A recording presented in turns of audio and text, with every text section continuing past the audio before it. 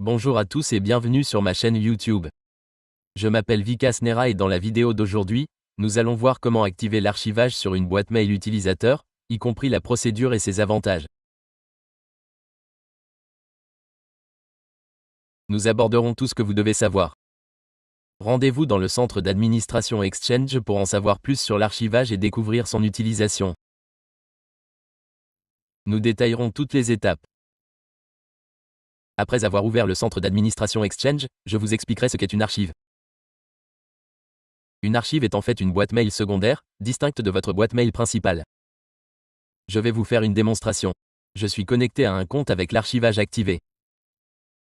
Voici votre boîte mail principale. Vous disposez d'une boîte mail principale et d'une boîte mail secondaire. La boîte mail secondaire est appelée archive. Dans une archive, vous pouvez déplacer des emails de votre boîte de réception si elle est trop chargée.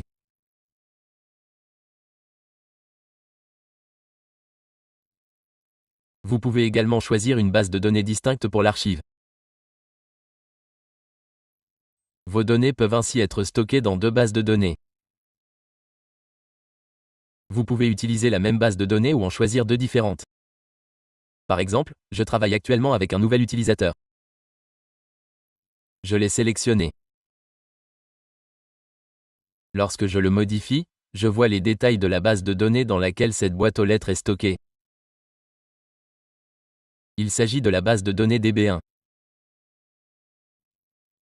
Ce compte de messagerie principal est créé dans la base de données DB1. Je vais maintenant activer l'archivage et le stocker dans DB2.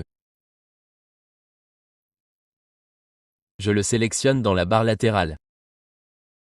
Pour activer l'archivage, cliquez sur « Activer ».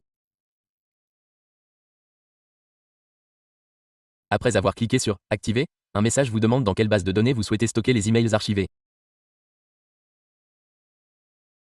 Je clique sur « Parcourir » et sélectionne Picas DB2. J'ai trois bases de données, Vicos DB1, Vicos DB2 et la base de données de boîte aux lettres par défaut. Je choisis Vic DB2. Ma boîte aux lettres principale pour Naira se trouve dans Vicos DB1. Nous lions maintenant la boîte aux lettres d'archivage secondaire à Vic DB2.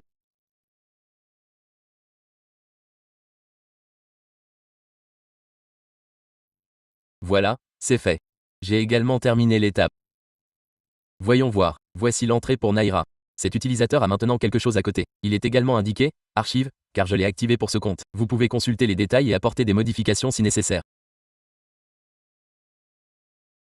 Je vérifie. Une erreur est apparue ici.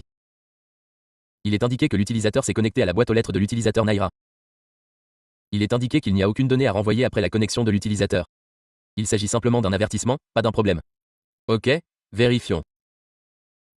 OK, je ferme ceci ici. Maintenant, je vais l'actualiser. Ensuite, je dois me déconnecter et me reconnecter ici. Ou je peux me connecter directement ici. Je me déconnecte.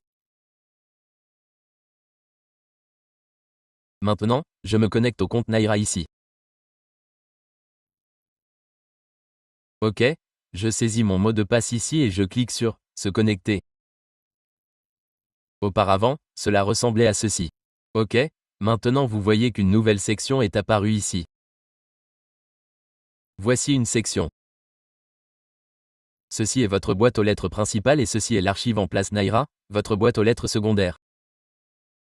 OK. Dans l'archive, vous pouvez déplacer n'importe quel élément de votre boîte de réception. Comment faire? Si vous avez beaucoup d'anciens emails sélectionnés, sélectionnez-les tous, puis choisissez « Déplacer vers ». Sélectionnez ensuite « Déplacer vers un autre dossier ». Choisissez ensuite ce dossier d'archives.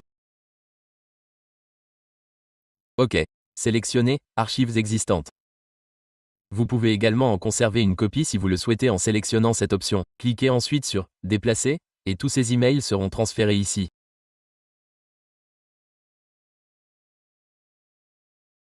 Regardez, les emails sont maintenant ici. Ils ne sont plus dans la boîte de réception car nous les avons déplacés. Vous pouvez les replacer dans votre boîte de réception si nécessaire. Ils sont de retour dans la boîte de réception.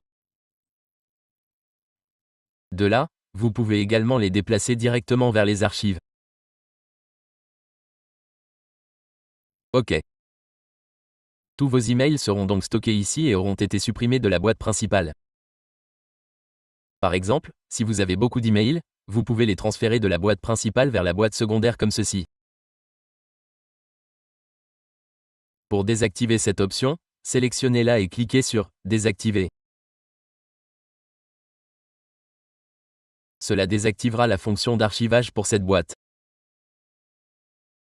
En utilisant cette méthode, vous pouvez archiver un grand nombre d'emails en conservant la boîte secondaire. Si elles vous sont utiles plus tard, vous pourrez les remettre dans votre boîte de réception. C'est tout pour cette vidéo. Si vous n'êtes pas encore abonné à ma chaîne YouTube, abonnez-vous. Et merci de votre attention.